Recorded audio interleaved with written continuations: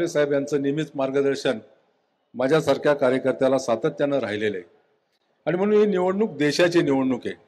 देश कुणाच्या हातामध्ये द्यायचा हा महत्त्वपूर्ण निर्णय येत्या 13 तारखेला आपल्याला सर्वांना घ्यायचा आहे। ही निवडणूक महापालिकेची नाही, ही निवडणूक कुणाला व्यक्तिगत स्वार्थासाठी नाही आणि नात्या गोत्याची तर बिलकुलच नाही।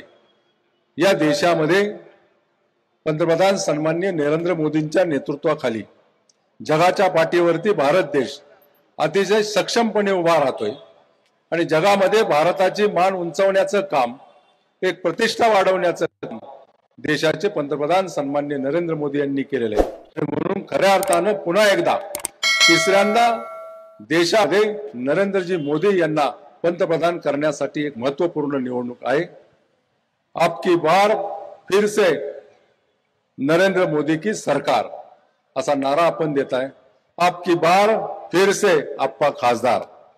मी तुम्हाला सांगतो, येणाऱ्या या निवडणुकीमध्ये आपलं एक महत्त्वाचं